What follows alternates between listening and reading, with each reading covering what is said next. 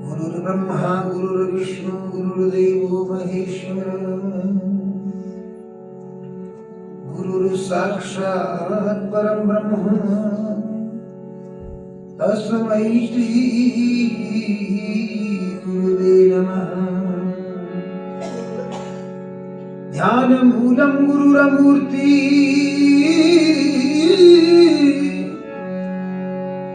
पूजामूलं गुरुपदम्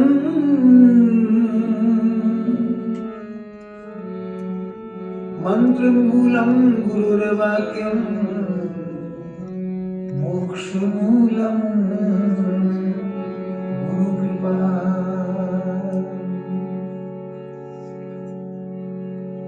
वक्रतुंड महाकाय सूर्यकोटि समप्रभ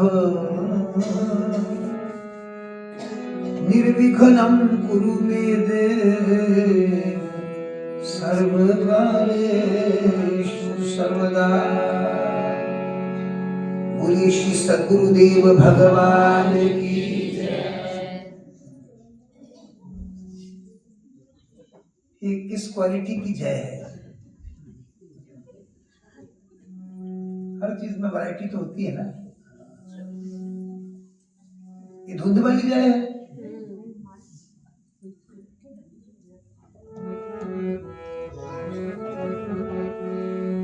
जरा कल्पना करो कि इस समय आप शिमला में होते तो क्या करते? तो बोलते हैं बोलो श्री सद्गुरुदेव भगवान की जय।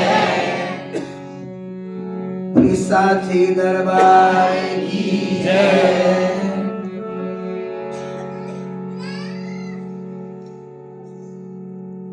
इस वर्ष के शीतकालीन सत्संग सत्र का आज पंचम दिवस और पूर्वार्ध की पूर्ति।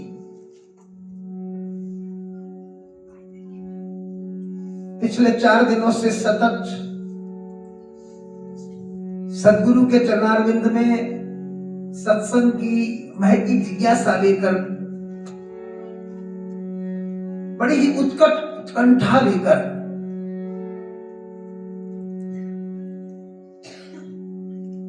इस आनंद आश्रम के आनंद भवन में सत्संग सदन में विराजिता श्रद्धावती माताओं, भक्तिमती माताओं, आबाल वृद्ध प्रेमी बंधुगणों,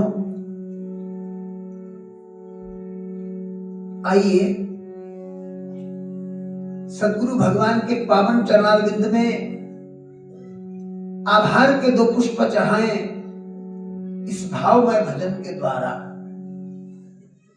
देखो, हमने जो कुछ प्राप्त किया है हमारे जीवन में, क्या किसी के जीवन में जो कुछ है वो किसका दिया हुआ है? आप तो सब जानते हैं, सुधी श्रोता है। पर इतना जानकर क्या सचमुच हम प्रभु का, सद्गुरु का कभी आभार व्यक्त करते हैं?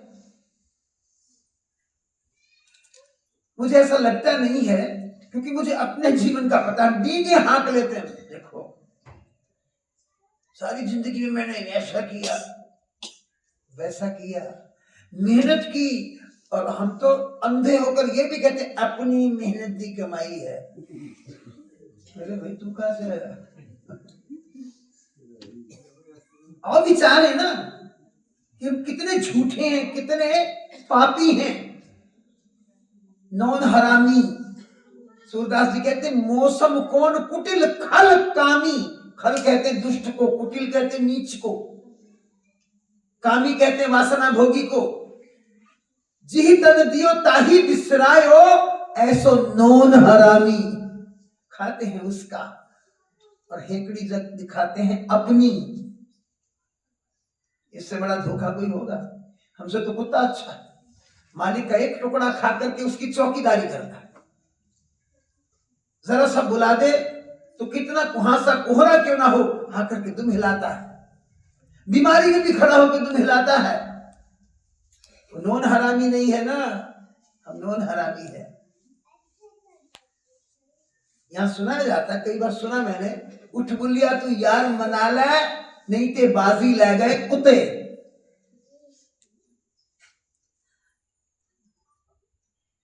हम सदगुरु के चरणों में केवल आज नहीं, नित्य प्रति श्वास श्वास आभार के भाव अर्पित किया करें। बार बार कहें, सतगुरु दे चरना विच बह के मैं ए गल विचारीए, एक दाता ए देवन वाला, बाकी जगत भिखारी है।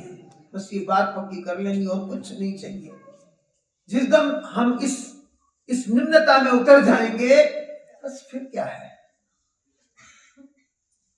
जब उसके हो गए तो फिर क्या रह गया, फिर तो कुछ रह ही नहीं गया। तो आइए, हमारे जीवन में तो यह नहीं है पर मुंह से बोल लेते हैं, लेकिन सब लोग अपने अपने हाथ निकाल लेना इन लोइयों में से, चद्दरों में से। कुछ लोग तो जैकेट में हाथ डाल के रखते हैं कि कहीं ठंड न लग जाए।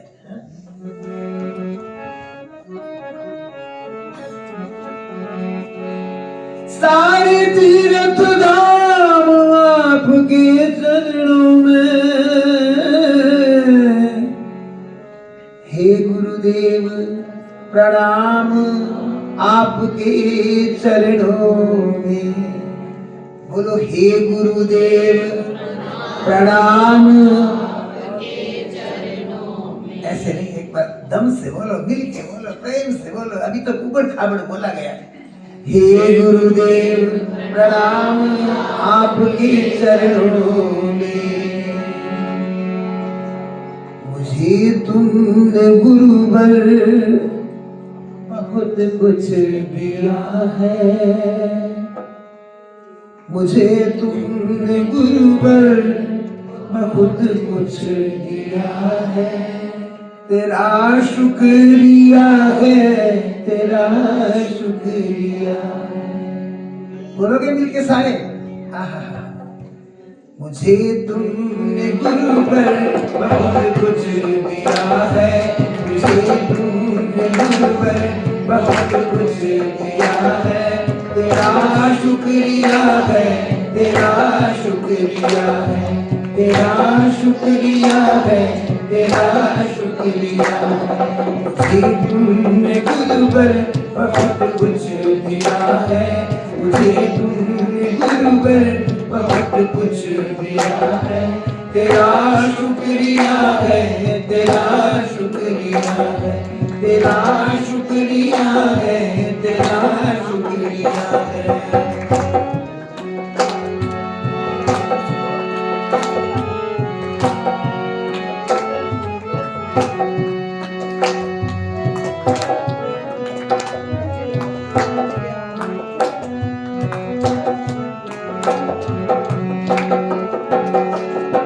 अगर मिलती ना दी हुई दात तेरी, जमाने में होती क्या औकात तेरी।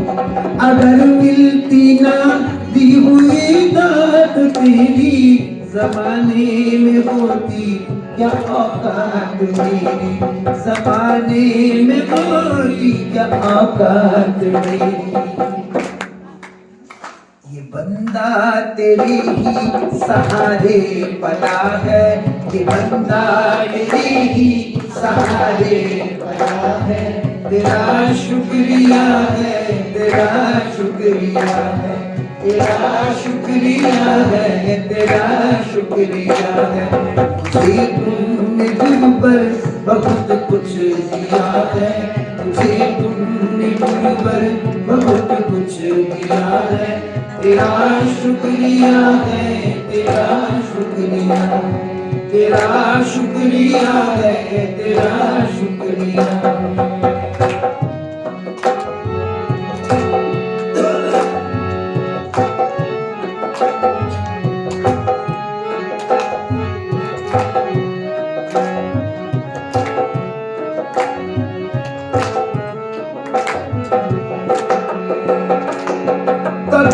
कुछ किया ना शर्मसार हूँ मैं, तेरी रहमतों का तलबगार हूँ मैं। कभी कुछ किया ना शर्मसार हूँ मैं, तेरी रहमतों का तलबगार हूँ मैं, तेरी रहमतों का तलबगार हूँ मैं। कभी कुछ दिया ना, कभी कुछ दिया ना, लिया ही लिया है। कभी कुछ दिया ना, लिया ही लिया है। तेरा शुक्रिया है, तेरा शुक्रिया है, तेरा शुक्रिया है, तेरा शुक्रिया है। मुझे तुमने गुरुवर बहुत कुछ दिया है, मुझे तुमने गुरुवर बहुत कुछ दिया है। तेरा शुक्रिया है, तेरा शुक्रिया है, तेरा शुक्रिया है, तेरा शुक्रिया है।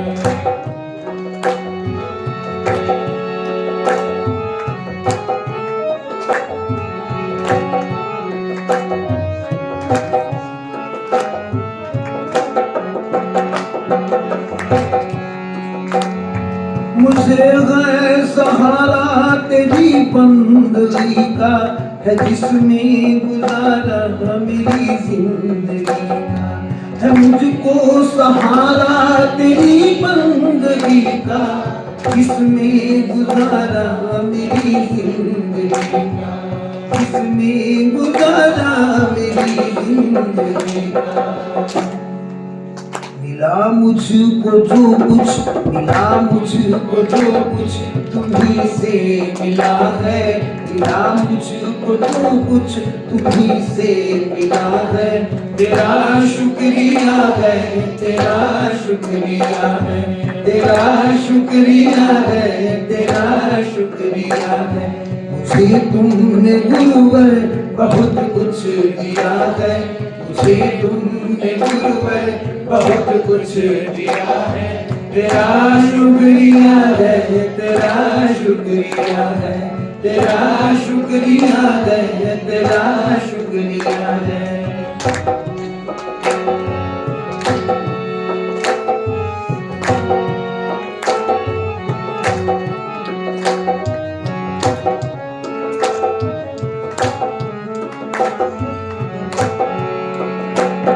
अगर मिलती ना ये दी हुई दात तेरी, अगर मिलती ना दी हुई दात तेरी, जमाने में होती क्या औकात मेरी, जमाने में होती क्या औकात मेरी।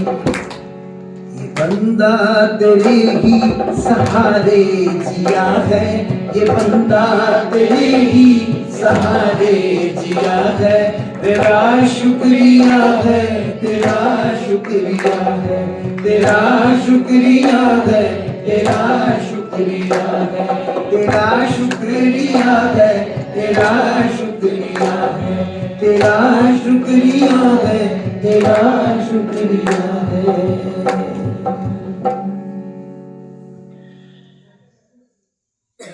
आज इसी भाव में एक छोटी सी आख्यायिका चर्चित करेंगे, सदगुरु के प्रसाद रूप में परस्पर आवंटित करते हुए। पुरानी कथा है, कई बार आपने सुनी भी है।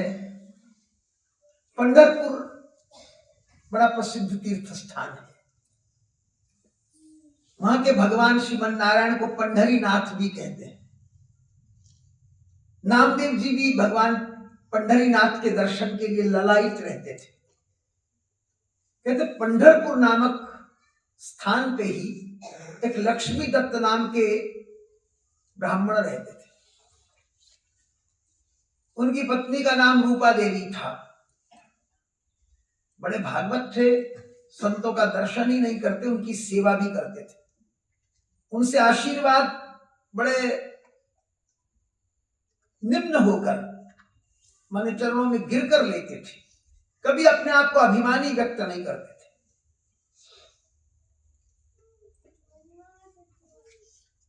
एक बार संत पधारे, कुछ दिन रुके, भजन किया, लक्ष्मी दत्त की सेवा ग्रहण की। जाते जाते आशीर्वाद दिया कि तुम्हारे घर में भगवान का भागवत पुत्र प्राप्त होगा, तुम्हारे घर में ऐसा पुत्र आएगा जो भगवान का परम भक्त होगा। बहुत प्रसन्न हुए। पर संत आशीर्वाद देर हो जाए भले, पर फलीभूत हुए बिना रहता नहीं। खेल तो विश्वास का है ना। समय आया और कहते हैं विक्रमी संवत 1347 था। मार्गशीर्ष महीने की शुक्ल द्वितीया थी। घर में पुत्र रत्न प्राप्त हुआ। पत्नी रूपा देवी के द्वारा, गरीबी थी, भक्ति का धन जरूर था। उस समय नामकरण इतनी जल्दी तो होता नहीं था, कुछ दिन लग जाते थे। तो लोगों ने गरीबी के कारण उसका नाम राका रख दिया। रंकता थी घर में, इसलिए राका नाम हो गया। दुनिया की दृष्टि से रंकता थी, लेकिन भीतर क्या था? प्रभु की भक्ति का अमूल्य धन था। उस धन का कोई मोल नहीं, अनमोल धन कह दो आप, ऐसा धन था। भगवत भक्ति के संस्कार माता पिता से मिले, संतों का दर्शन पर्शन होता गया, सत्संग कथाएं सुनने को मिलती चली गई और राका जी भगवान के परम भागवत होकर के निखरे। समय आने पर माता पिता ने विवाह कर दिया। इकलौती संतान थी। उसी नगर पंढरपुर में एक और हरिदेव नाम के ब्राह्मण थे, उनके घर में कन्या उत्पन्न हुई। वो जन्म से ही बड़ी वैराग्यणी थी,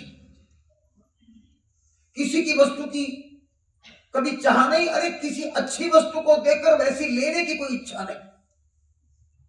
ये भी एक विकार होता है। जो है उसमें आनंद है, बस भगवत प्रीति प्राप्त हो जाए। लक्ष्मी दत्त जी ने विचार किया, ऐसी कन्या, ऐसी सुशील कन्या को छोड़कर किसका वर्ण करें? ये तो हमारे पुत्र के लिए परम अनुकूला है। आज क्या देखते हैं? कोठी, गाड़ी, उसके बाद शरीर का नकली होल जो पॉलिश करके बनाया होता है, पेंट, बस इसके अतिरिक्त कुछ नहीं देखते। ना तो चरित्र देखते हैं, ना आचरण देखते हैं। हम तो केवल क्या कहूं, संस्कारों से बहुत दूर चले गए हैं, बहुत दूर गिर गए हैं। आज बच्चे जब विवाह संस्कार का वर्णन कर रहे थे तो मेरे मन में बहुत से कौतूहल में विचार जाग रहे थे। विवाह विवाह रह कहां गया? वो तो एक सर्कस बन गई है, जहां घूमते फिरते जाओ, खाते जाओ पशुओं की तरह।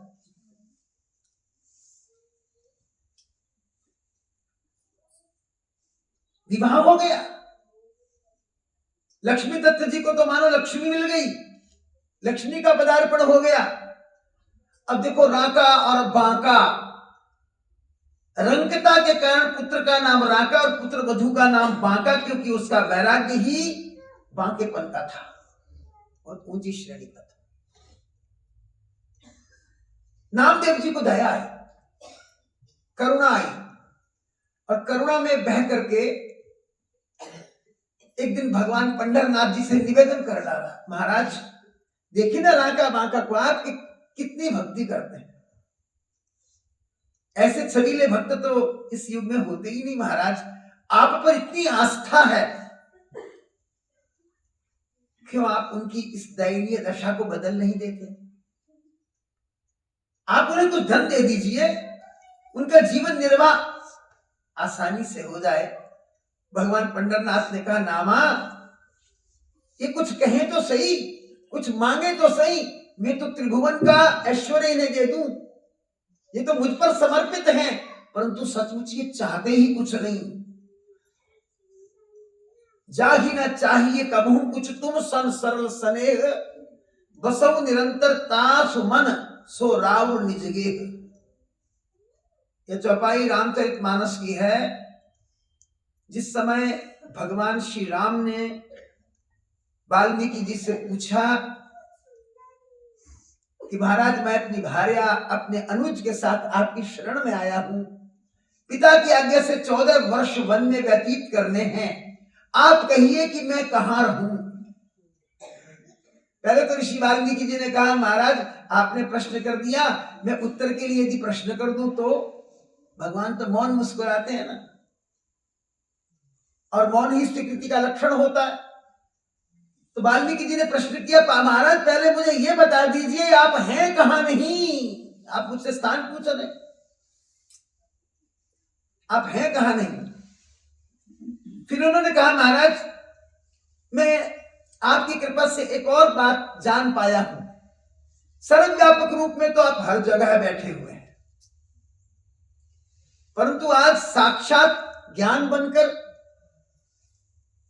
अपने अनुज को वैराग्य के रूप में संग लेकर और अपनी भार्या सीता को भक्ति के रूप में लेकर ज्ञान भक्ति और वैराग्य के रूप में यदि रहने के लिए स्थान पूछ ही रहे हैं तो मैं आपको 14 स्थान बता ही देता हूं। उसमें से एक स्थान बताया, जा ही ना चाहिए कबहू कुछ तुम सन सरल से, जिसको कुछ नहीं चाहिए केवल आपसे प्रेम जो करता हो। बसौ निरंतरता सुमन सो राव निज गेह। हे प्रभु आप उस जीव के मन में बस जाइए, उसी को अपना घर बना लीजिए, उसी को अपना स्थान बना लीजिए। ये उत्तर है ऋषि वाल्मीकि का और सटीक बैठ रहा है यहां। तो पंडरनाथ कहते नामा ये मांगते ही नहीं, ये मांगे तो मैं त्रिभुवन का ऐश्वर्य दे दूं, पर वास्तव में चाहते नहीं है। उन्होंने कहा महाराज कुछ थोड़ा बहुत दे दीजिए, किसी और रूप में दे दीजिए। बोले ऐसा करना, ये लकड़ियां बीनने के लिए जब वन में जाएंगे तो मैं वहां ऐश्वर्य की व्यवस्था करूंगा, तुम रास्ते में छुप जाना, देख लेना ये कितना लेते। नामदेव जी समय के अनुसार आकर कहीं छुप गए। रांका और बांका निकले, सुबह सुबह लकड़ियां बीनने के लिए जाते थे, गट्ठा बेचते थे, जो 2-4 पैसे मिलते थे उससे दाल चावल नून का प्रबंध हो जाता था, उबाल के खा लेते थे। कोई आ जाता तो उसको भी खिला देते थे। है ना सुंदर जिंदगी। और नामदेव जी छुप गए, भगवान ने आदेश दे दिया था कि छुप के देख लेना। अब भगवान ने क्या किया, जिस राह से वो जाने वाले थे वहां एक सुनहरी सुनहरी थैली में मोहरें भर दी, सोने की मोहरें भर करके रास्ते में ऐसे फेंक दी कि आधी मोहरें बाहर आधी अंदर, पोटली का मुंह खुला हुआ, ताकि देख ले अच्छी तरह से। अब रांका आगे आगे और बांका पीछे पीछे। सनातन संस्कृति है, पति अनुगामिनी होती है। तो रांका जब निकल गए, पोटली पड़ी थी वो निकल गए, थोड़ा सा आगे निकल गए। बाद में ध्यान आया तो सुनहरी पोटली मोहरों से भरी हुई है ना, मेरी पत्नी पीछे आ गई, हो ना हो मोहरों को देखकर उसका मन ललचा जाए। लौट आए और बैठ गए। बैठ करके क्या किया, थोड़ी सी मिट्टी उठाई, मिट्टी से पोटली को और मोहरों को ढकने लग गए। उसके ऊपर मिट्टी डाल रहे हैं ताकि वो पोटली भी ढक जाए, मोहरे भी ढक जाए, मेरी पत्नी को दिख ना जाए, कहीं उसके मन में लोभ आ जाए तो अच्छा नहीं होगा। ये काम कर ही रहे थे, इतने में बांका आ गई। बांका ने कहा प्राणेश्वर आप क्या कर रहे हैं। कहा कुछ नहीं, कुछ चीजें पड़ी थी ऐसी, उनको ढक रहा हूं मिट्टी से, ना जाने किसकी, हमारे क्या काम की। बोले महाराज ये तो मोहरे है ना, ये मोहरे भी तो मिट्टी ही हैं, आप मिट्टी को मिट्टी के ऊपर डाल रहे, धूल से धूल को ढक रहे, छोड़िए ना, हमें क्या लेना। ये सुनकर के रांका खड़े हो गए और उनके हाथ जुड़ गए अपनी पत्नी के सामने। कहा बांका तू तो मुझसे भी आगे निकल गई, तेरा ये वैराग्य, मैंने तो सोचा था तू ललचा जाएगी, पर तूने तो मेरी भी आंखें खोल दी। सचमुच ये मिट्टी है, धूल है। ऐसा संवाद हुआ, आभार व्यक्त किया अपनी पत्नी का, फिर चले गए जंगल को, वन की ओर लकड़ियां बीनने के लिए। अब वहां क्या देखा, उस दिन भगवान ने बड़ी चातुरी से एक और कौतुक किया। वन में जाकर के सारी लकड़ियां जितनी भी थी सारी बीन के गट्ठे बांध दिए, रांका के लिए पहले तैयार कर दिए। अब रांका और बांका विचार करते हैं ये लकड़ियों के गट्ठे के सने बांधे, बेचारा कोई होगा जिसको बहुत आवश्यकता हो, वो पहले से बांध के चला गया, उसे पैसे की जरूरत होगी या लकड़ियों की जरूरत होगी, हम पराई वस्तु को क्यों छुएं, हम क्यों छुएं, चलो कोई बात नहीं। बांका कहने लगी तो आज उपवास कर लेंगे, कोई बात नहीं। बोले हाँ देखो ना बांका, आज हमने सोने की मोहरों का दर्शन किया और ये फल हुआ कि आज हमें लकड़ियां तक नहीं मिली, उठा लेते तो कितनी बड़ी हानि होती। ये है वैराग्य। और दोनों वापस आ गए। अब जब वो वापस चले गए, उधर नामदेव जी निकल आए, भगवान पंडरनाथ प्रकट हो गए, बोले देखा नामा, देख लिया, वस्तु तो ये कुछ नहीं चाहते, इनके जीवन में केवल वैराग्य है और ये वैराग्य में ही अपने आप को ऐश्वर्यवान मानते हैं, भगवान का भजन मिल जाए इनको और कुछ चाहिए नहीं। अच्छा हम कथा तो कर रहे हैं, क्या किसी जन्म में कभी जाकर हमारी ये स्थिति होगी? महाराज जी कहते हैं एक बार पश्चाताप करके वो कामना तो कर लो कि महाराज आए थे लेकिन हुआ नहीं, पर हमसे तो पश्चाताप भी नहीं हो रहा। पश्चाताप एक बार कर लेते, मैंने कई बार ये निवेदन किया, अपने पापों पर पछताकर जब भी तू रो देगा, तेरा एक एक आंसू तेरे पापों को धो देगा। भक्त वत्सल का दर्शन होगा, आहों का इनाम, क्यों नहीं रीझेंगे मेरे राम, क्यों नहीं मानेंगे मेरे राम। अरे करो भरोसा, बन जाएंगे सारे बिगड़े काम।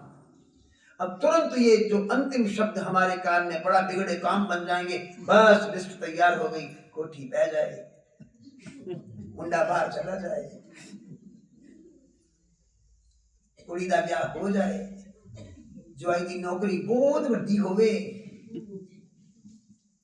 मुंह में दंद नहीं, सपना ले रही कि मैं भी मुंडे नाल बाहर जावा, जहाज की उड़ान भरा। ये कभी समाप्त नहीं होने वाला, कभी समाप्त नहीं होने वाला। एक ही प्रार्थना करनी चाहिए, प्रभु जाही विधि राखे राम, ताही विधि रहिए, राजी हैं हम उसी में, तेरी रजा है, इस और वाह वाह है उस और। जिस दिन ये हमने जीवन में अपना लिया, हमको जीना आ गया, फिर और कुछ करने धरने की आवश्यकता नहीं है।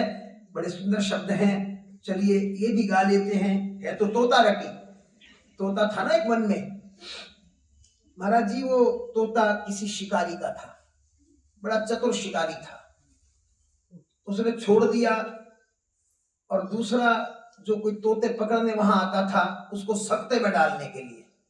अब तोता बोलता था शिकारी आएगा, दाना फैलाएगा, जाल लगाएगा, नहीं फंसेंगे, उस उड़ करके सबको सिखा देता था तोता। सारे तोते लगे बोलने, शिकारी आएगा, दाना फैलाएगा, जाल लगाएगा, हम नहीं फंसेंगे, सारे तोते बोल रहे हैं।